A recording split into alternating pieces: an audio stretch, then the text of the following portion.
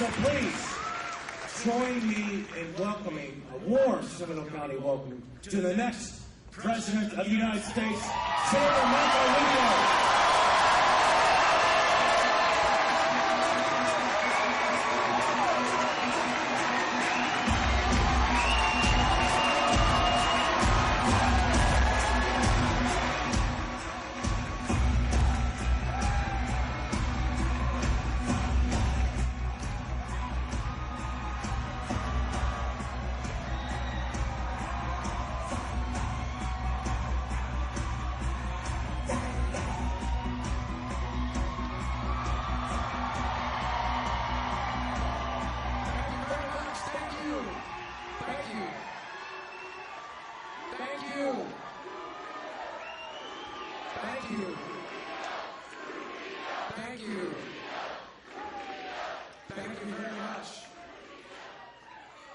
Thank you. I am so honored to be with you guys here today, because let me tell you something, it always comes down to Florida.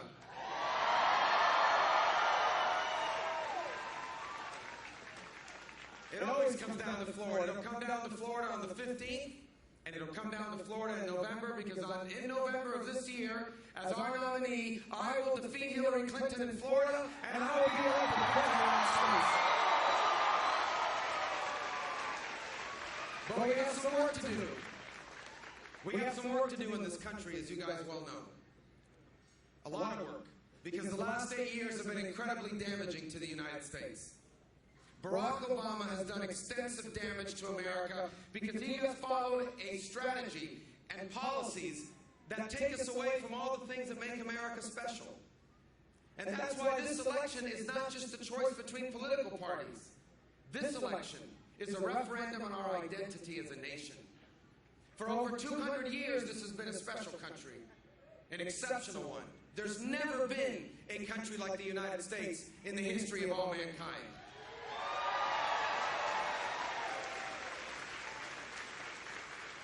But that was not an accident. It was as a result of the fact that the people that came before us, and each generation before us, they did what needed to be done to make this a special country. Now the time has come for us to do that as well in this generation. And we must do so with the backdrop of 8 years of a president who has gone after all the things that separate us from the rest of the world. We have a president that's abandoned the Constitution, that refuses to follow it, who on a regular basis violates it. You elect me president, and for the first time in 8 years, we will have a president that follows the Constitution of the United States.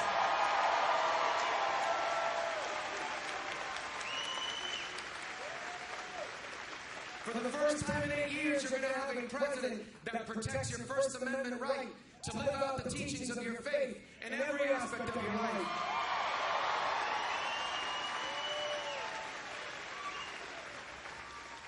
You're going to have, for the first time in 8 years, a president that protects your Second Amendment right to defend yourself and your family.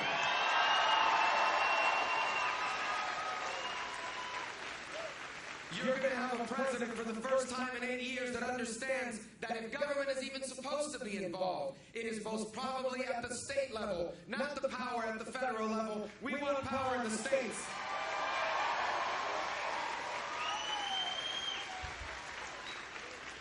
I will prove to people from my first day in office that we're following the Constitution. Because on my first day in office, after I take the oath of office, I'm going straight to the Oval Office, and I will repeal every single one of Barack Obama's unconstitutional executive orders.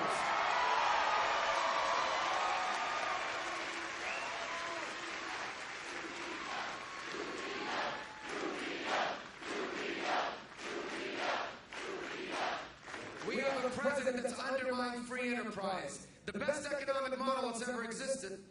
And I say that to you as someone not who inherited millions of dollars, because I did not. I say this to you as someone whose mother was a maid, whose father was a bartender that worked at a hotel. My parents never made a lot of money, but they were successful people because free enterprise allowed them to succeed. It is the only economic model in the world where you can make poor people richer, and you don't have to make rich people poorer.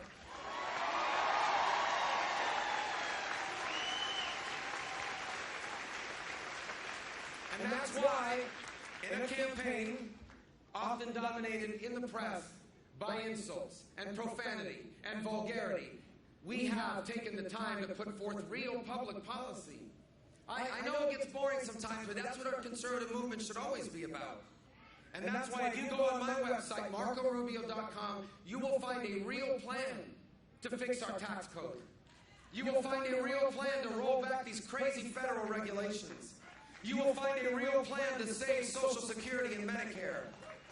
You will find a real plan to balance our budget. You will find a real plan to fully utilize our energy resources. And you will find a real plan to repeal and replace Obamacare once and for all.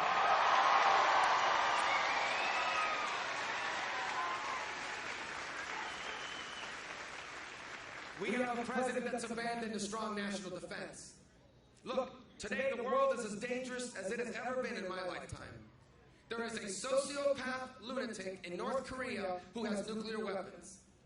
The Chinese government is taking over the South China Sea, and they are building up their military at a historic pace.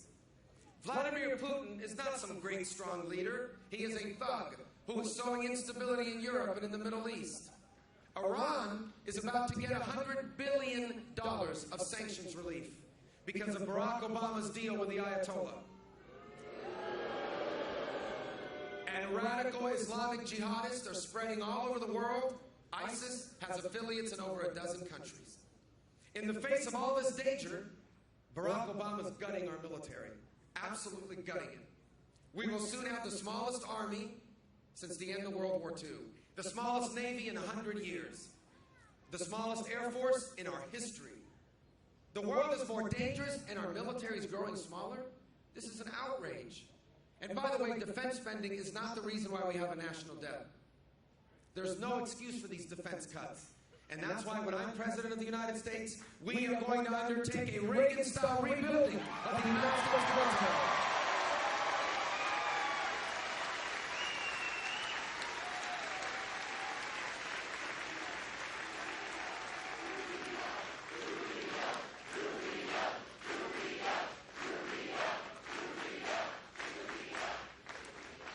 There's a few Gator fans here today. I'm seeing some Gators. Hey, I'm not saying anything bad about anybody else. That's right, go Gators. Hey, listen, for the next 8 days, I'm for everybody. The U, FSU, the Bulls, whatever, everybody. Let's see that, yeah. What is that? Oh, UCF, yes. What's the UCF sign? What's the UCF? All right. We got UN there. All right. I'm for everybody. Anyone with Stetson? Rollins College. All right.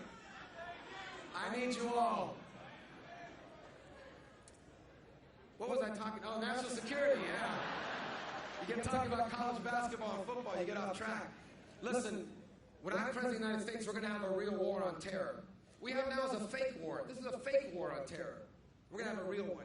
The best intelligence agencies in the world are going to find them. The rebuilt military is going to destroy them. And if we capture a terrorist alive, they're not going to have the right to remain silent.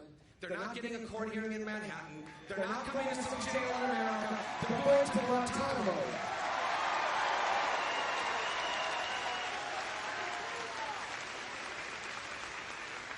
We're going to stand with our allies when I'm president. Let me tell you, this president has betrayed Israel. For 8 years, Barack Obama has treated the Prime Minister of Israel with less respect than what he gives to the Ayatollah in Iran.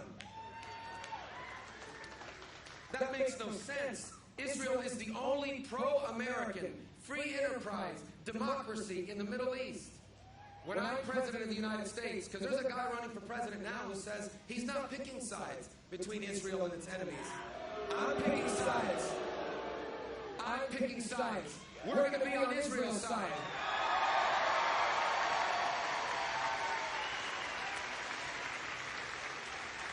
On my first day in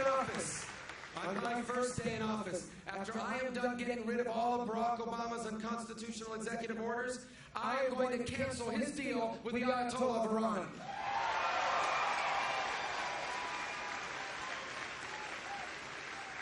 You know what else we're going to do when I'm president that we're not doing now? We are going to take care of our veterans again. If you're a veteran, will you raise your hand so we can thank you? God bless our veterans. Oh, thank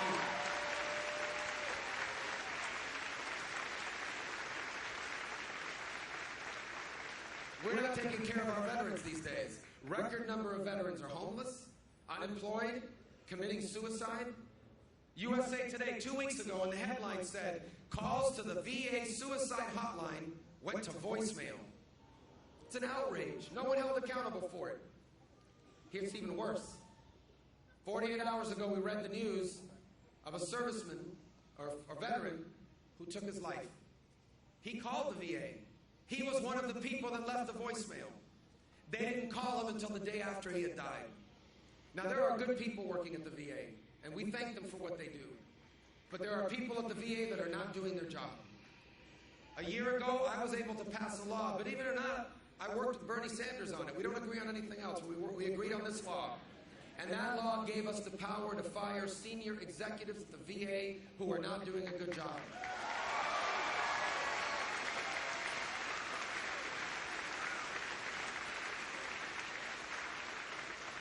But someone just committed suicide. A veteran committed suicide because calls went to voicemail and no one's being held accountable. When I'm president of the United States, if you're not doing your job at the VA, I will use that law and you will be fired from your job at the VA. Here's what's more. When I'm president of the United States, our veterans will continue to go to the VA if you choose it. But you will be able to take your VA benefits to any hospital or any doctor that you want to go see. Real choice.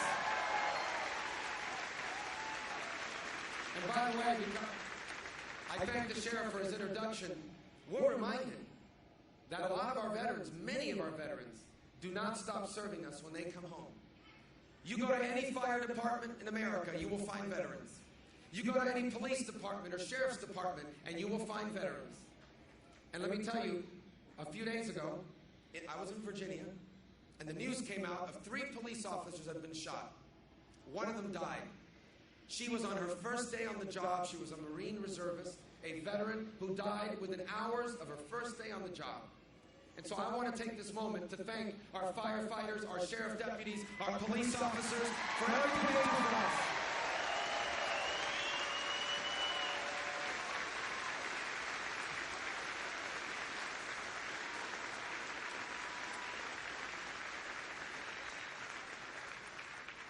This is the most important election in a generation. Now, you hear that every 4 years.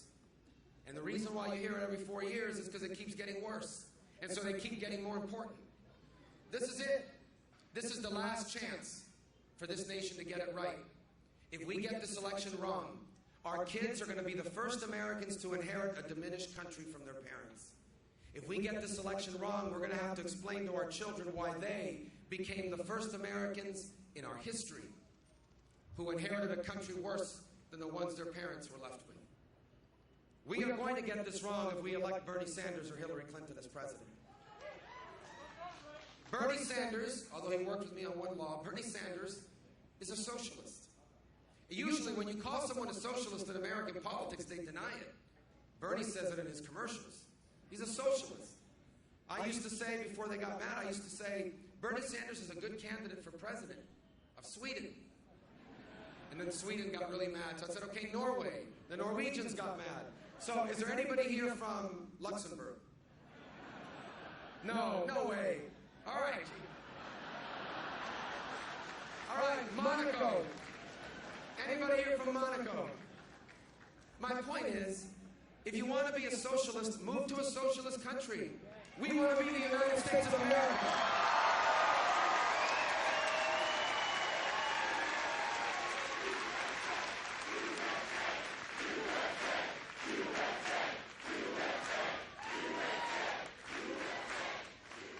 God bless Luxembourg, okay? I like Luxembourg.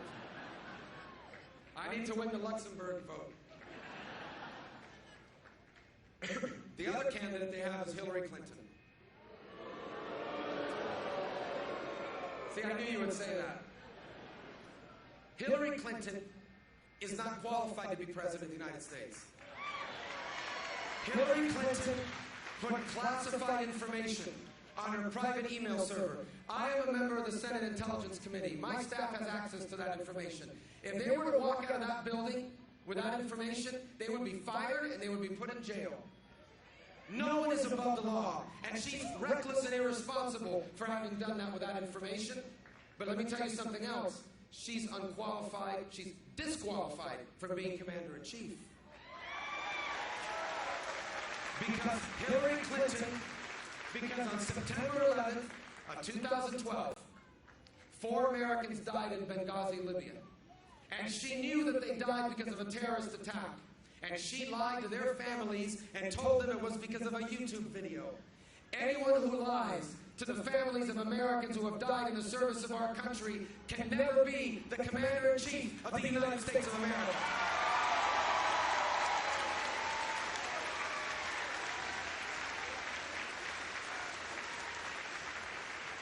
We can't lose this election. If we lose, that means all these Obama policies become permanent. If Hillary Clinton wins, Obamacare's here to stay. If Hillary Clinton wins, Dodd-Frank, which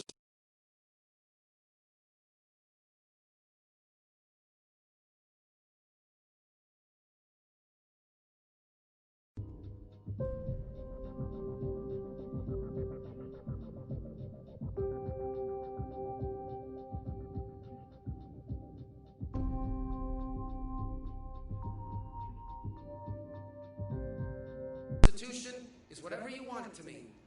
And if the Constitution is whatever you want it to mean, it means nothing at all anymore. That's how high the stakes are.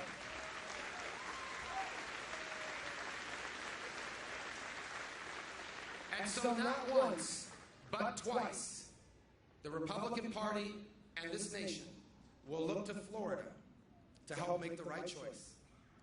As a party, we have to nominate someone who can win. Now, usually, what that means is, what they're saying to you is, vote for so-and-so because they're more like the Democrats. It gives us a better chance to win. That doesn't work. I heard that before. In 2009, I was a private citizen, and there was an opening in the U.S. Senate. And the entire Republican establishment here and in Washington came to me and said, we are going with Charlie Crist for U.S. Senate. And I said, I know Charlie Crist is registered as a Republican, but he's neither a conservative nor a Republican. And they said to me, it doesn't matter. He gives us the best chance to win because he's more like the Democrats. And I said, well, why do we need 2 Democratic parties? We need someone that will go to Washington and stand up to the Obama agenda and offer an alternative. I'm running. And the entire establishment came against me. I'll never forget that race. There are people standing here now. I see your faces. You were some of the few that believed in me. Most of the people that thought I could win in the early days of that race, they all lived in my home. 4 of them were under the age of 10. I had no idea how I was going to win. I didn't know how I was going to raise the money. Charlie Crist had 75% approval ratings. Every day the press would ask me, why are you in this race? You're going to lose, you're going to get crushed, you're going to fall behind, you're going to embarrass yourself. But we went forward because the stakes were too high. And sure enough, even before that race reached the primary, Charlie Crist did what I knew he would do. He left the Republican Party and ran as an independent. And we beat him in November of that year.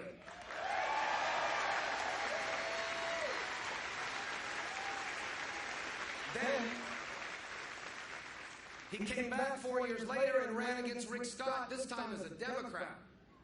So he went from Republican to independent to Democrat. Now he's a vegetarian. He keeps moving. I need the vegetarian vote. I have nothing against you.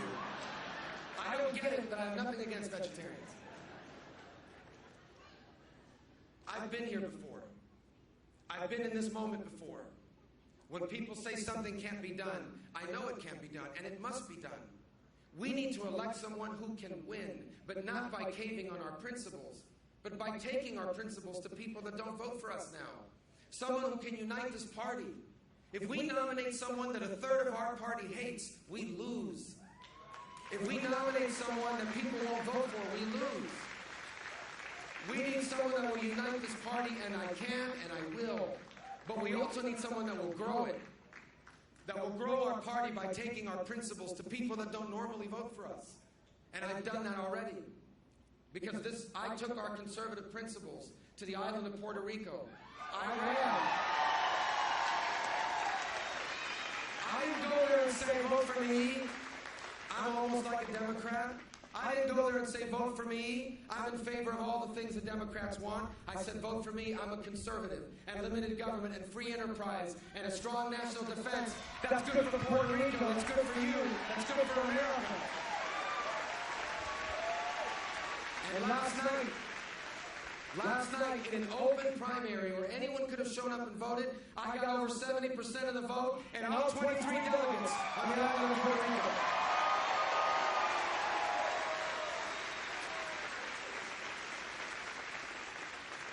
We will take our message to people living paycheck to paycheck. For years, they've been told by the left that the Republican Party doesn't care about people that are struggling financially. I know we do. I know I do, because I grew up paycheck to paycheck. I've lived paycheck to paycheck. We're going to take our message to young Americans, many of whom today are stuck with thousands of dollars of student loan debt. I have student loan debt. I owe over $100,000 of student loan debt. When I became a U.S. Senator, I still had over $100,000 of student loan debt. I never would have paid it off had I not written a book. It's called An American Son. It's now available on paperback. That's the other book. That's for my kids' loans, the second one. That's why I'm the only Republican running that talks about student loan debt in a serious way. We're taking our message to young families raising children, because Jeanette and I are raising our 4 children right now. And we know how hard it is today to instill the values they teach in our church instead of the values they try to ram down our throats in the popular culture.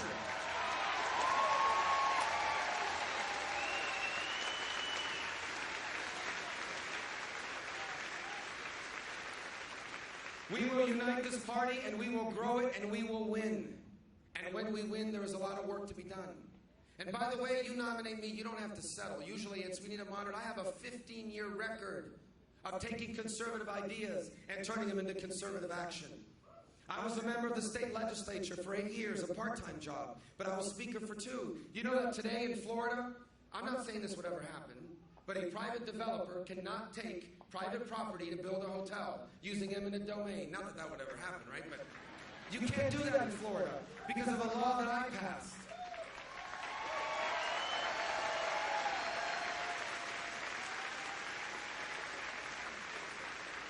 We have more vocational training and career academies in our high schools in Florida because of what we did when I was Speaker of the Florida House, because we need more welders and pipe fitters and plumbers and electricians and airplane mechanics and car technicians. These are good paying jobs.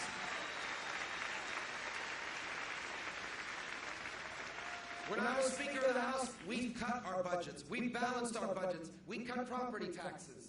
We made a difference. I'm proud of the work we've done in D.C. It's a place where not a lot is happening, but we got the VA accountability bill passed. And earlier this year, I passed a law that increased sanctions on Hezbollah, an anti-Israeli terrorist group.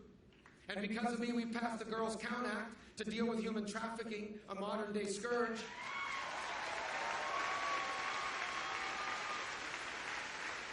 And by the way, almost everyone running for president says they're against Obamacare. I'm the only one that's ever done anything about it. I led the effort, and we got rid of the Obamacare bailout fund.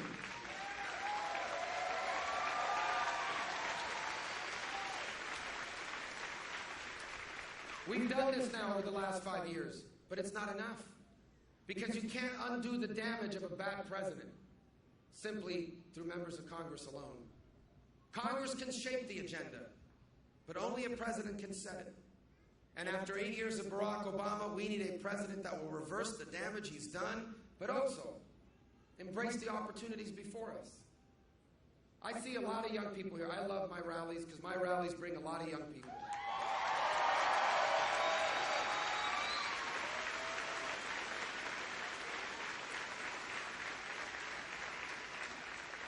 And by young, I mean anyone who knows how to work the camera on their cell phone, because no one knows how to work their camera. I'm telling you. I've been taking pictures for months across the country, and only people under 30 know how to use their phone cameras, so, for the most part. But I want to take a moment and talk to them specifically, because this election's about you. In the end, this election is about our youngest Americans, the ones that are raising now, the ones that are in college, the ones about to get out, the ones starting their lives. I can tell you that for me, it's personal. I have 4 children, and I think about every day what the stakes are here. The stakes are, what kind of country will America be when my 16-year-old daughter graduates from college, when my 13-year-old daughter starts her first business, when my 10-year-old son buys his first home, when my 8-year-old son starts his family? What will America be like? That's what we're deciding now. And I know that our young people here, you get a lot of bad news. Every day there's bad news after bad news. Let me say a couple things to you. Number one, any study of history will prove a universal truth. Every generation thinks the next generation is messed up. That's always been true. It's true. Your parents, their parents thought they were messed up because they wore bell-bottoms. Your great-grandparents thought your grandparents were messed up because Elvis was moving his hips on the Ed Sullivan Show. My parents thought we were messed up because we listened to MC Hammer and wore parachute pants. I never wore parachute pants. I never wore them. I had my limits. I think you have a chance to be the next greatest generation. I really do.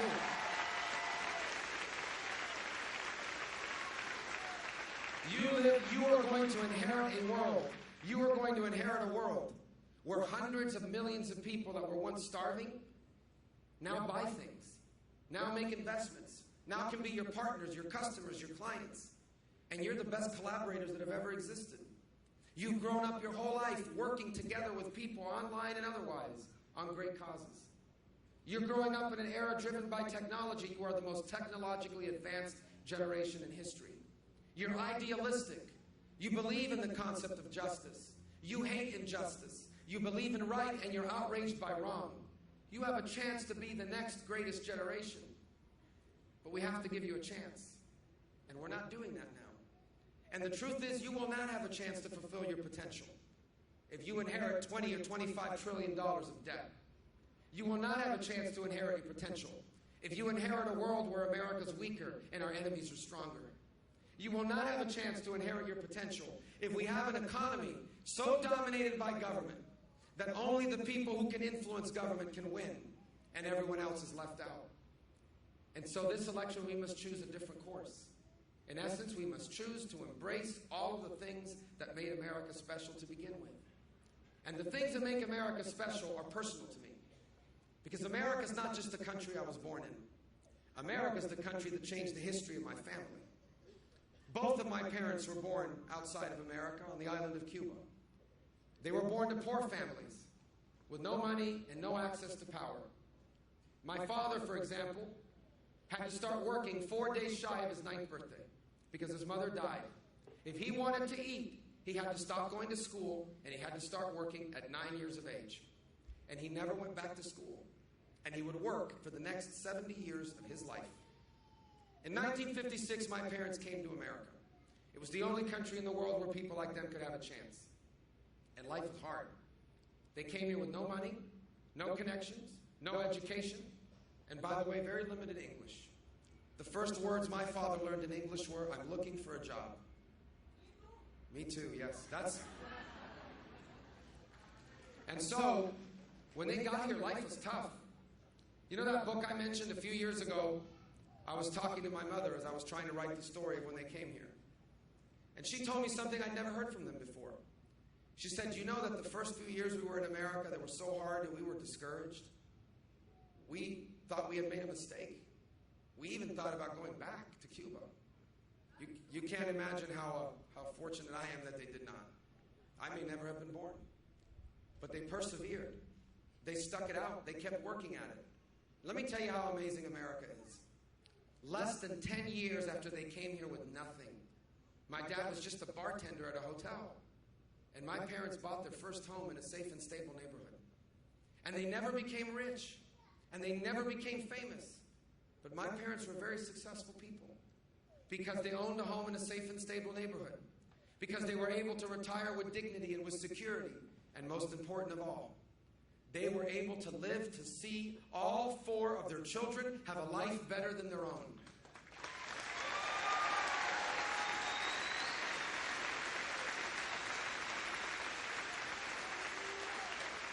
It changed their lives.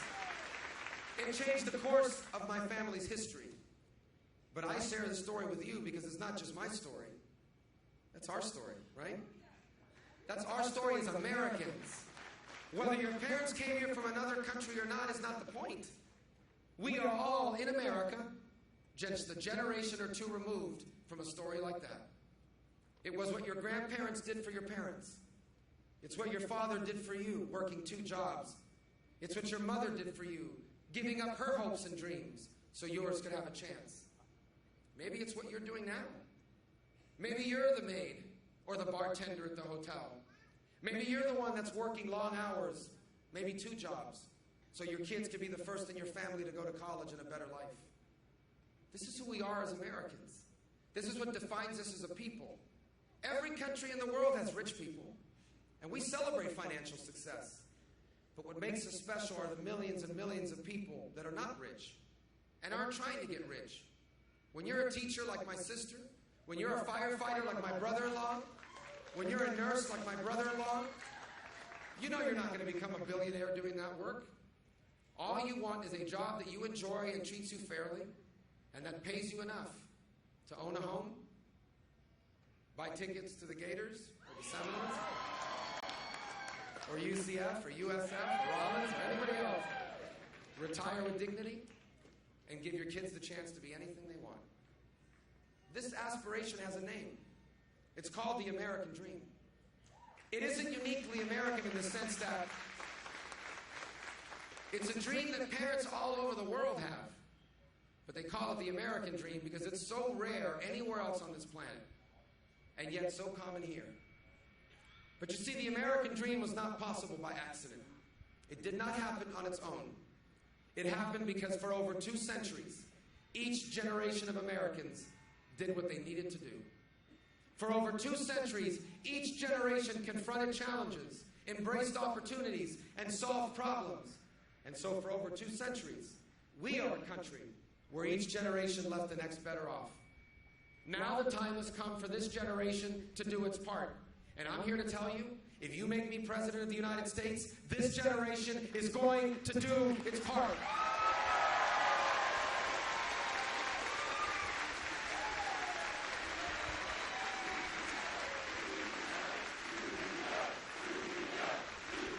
We are going to do our part. We are going to do our part. I thank you.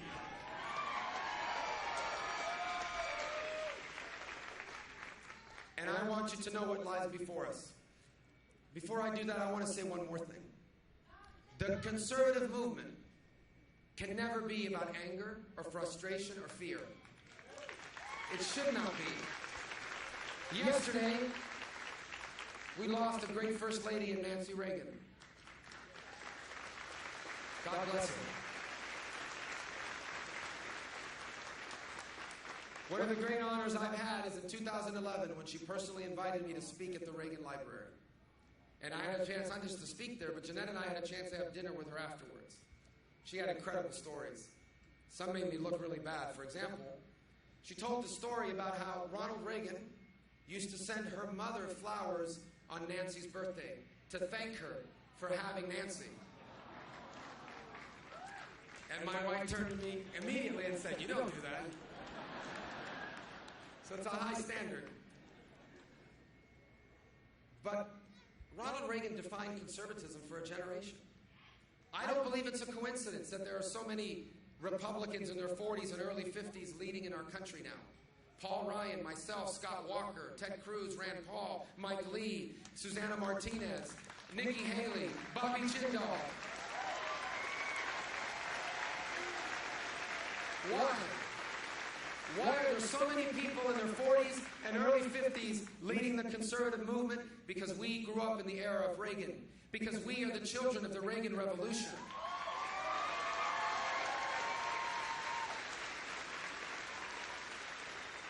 Who is the up-and-coming Democrat?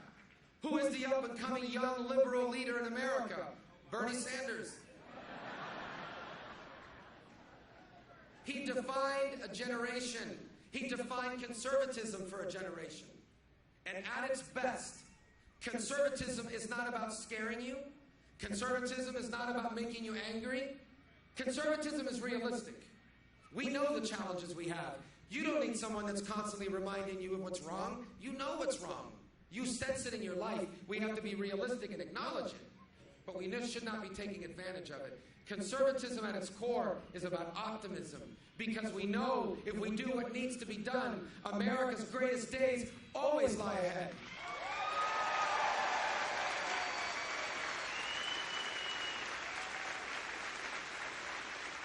It is an optimism derived from our history.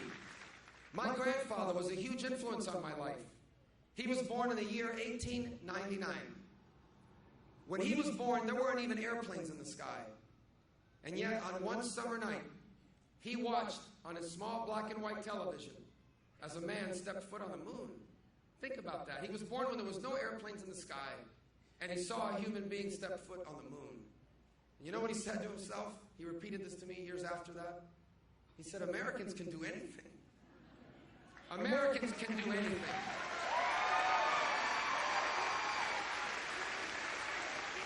We can do anything. There is no problem we can't solve. There is no challenge before us we can't overcome. There is no opportunity before us we cannot fully embrace. But we have to do it now. And it begins by electing the right person as President of the United States. And if you elect me President, we are going to do the right thing, and I'm going to tell you what history is going to say of us. Here's what history will say of us. It will say that this generation lived in the early years of this new century in a very difficult time. A very difficult time. Our economy was rapidly changing.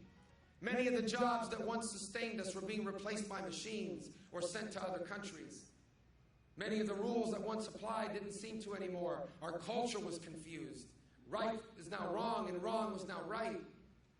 We were in a lot of trouble. And we almost got it wrong. After 8 years of Barack Obama and one crazy election, we came very close to getting it wrong. But then in 2016, we remembered who we were. We remembered what America was.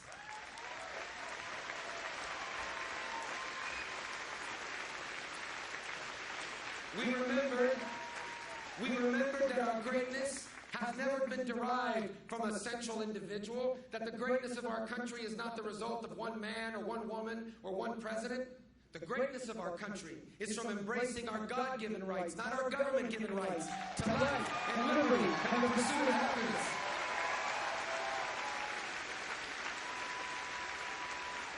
And we remembered that, and we embraced it, and we solved our problems, and we confronted our challenges, and we embraced our opportunities. And when our work was done, this generation also did its part. And because we did what needed to be done, this generation left its children as the freest and most prosperous Americans that ever lived.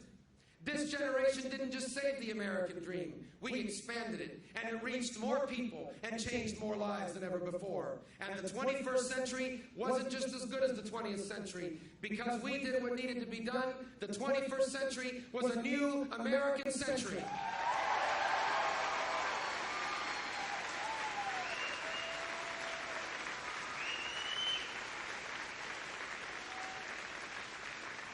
But first, I need your help. First, I need your vote. If you haven't voted already, I ask you to go out and vote early. Get it done with so you can go out and find more people to vote for me.